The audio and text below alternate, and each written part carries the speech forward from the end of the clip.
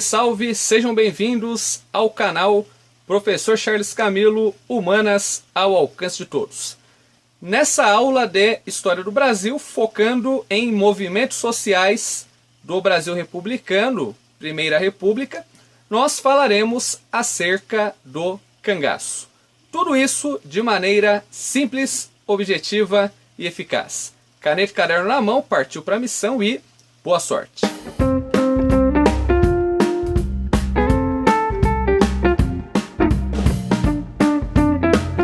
Bem, para o começo de conversa é importante nós compreendermos que o cangaço foi um movimento que surgiu entre o final do século XIX e o começo do século XX, início da República, e esse movimento ele surgiu lá no Nordeste. E ele era formado ali por grupo de homens armados, conhecidos como os cangaceiros. Esses grupos eles apareceram em função principalmente das péssimas condições de vida no qual a população nordestina ela vivia. E outro ponto também que nós podemos colocar como responsável pelo fenômeno do cangaço foi justamente a questão do latifúndio, porque o latifúndio concentrava as terras nas mãos de fazendeiros, e esses fazendeiros eles exerciam poder por meio do coronelismo, e a maior parte da população vivia ali às margens da sociedade em pobreza absoluta. Então, dentre as principais características, causas e consequências desse movimento, denominado cangaço, nós podemos entender que o cangaço ele foi um movimento social caracterizado por atitudes violentas por parte dos cangaceiros. Os cangaceiros eles andavam em bandos armados pelo sertão e eles espalhavam o medo e, ao mesmo tempo, eles eram vistos pela população camponesa como heróis locais, tipo uma espécie ali de Robin Hood.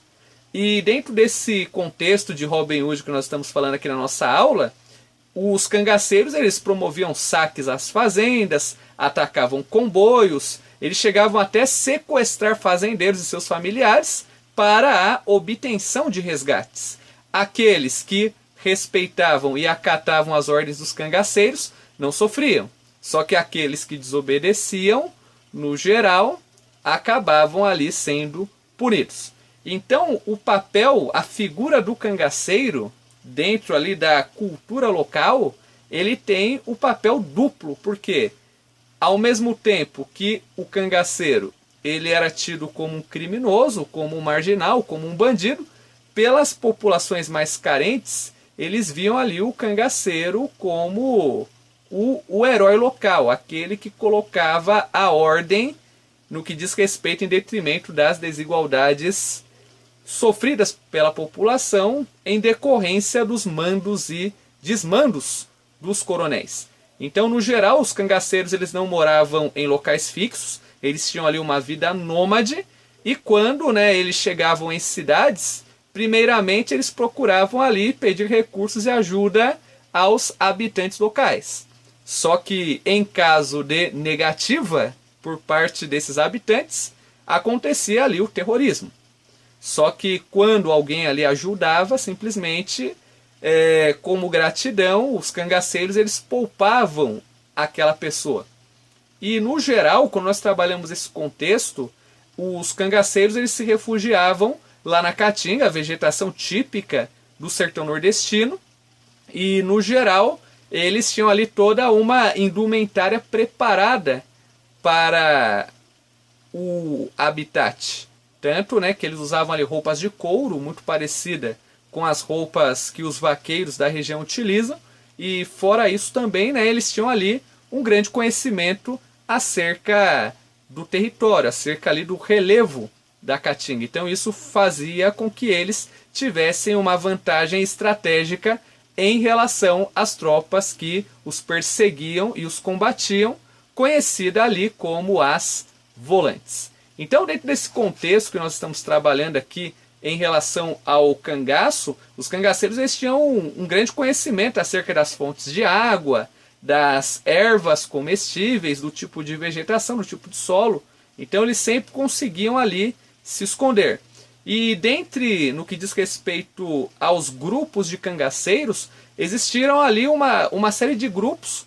Muitos desses grupos eles eram independentes, só que de todos os grupos, o grupo mais conhecido foi o grupo comandado por Lampião, cujo o nome de batismo era Virgulino Ferreira da Silva, também apelidado como o Rei do Cangaço. Então o bando do Lampião ele atuou pelo sertão nordestino durante as décadas de 1920 a 1930 e posteriormente, né, ele morreu em uma emboscada armada por uma volante, que era o nome das patrulhas responsáveis pela caça e captura dos cangaceiros. Então todo o grupo dele foi exterminado juntamente com a sua companheira Maria Bonita no dia 29 de julho de 1938.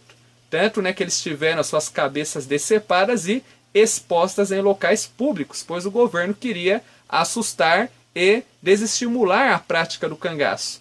E depois do fim do bando de Lampião, outros grupos já enfraquecidos, eles acabaram ali se desarticulando e o cangaço termina de vez ali no final da década de 30. À medida em que o governo intensificou o combate a esses grupos, consideravelmente o cangaço ele foi tornando-se extinto. Ok? Pessoal, por aqui eu finalizo esse vídeo. Eu espero que vocês tenham gostado e até o próximo episódio.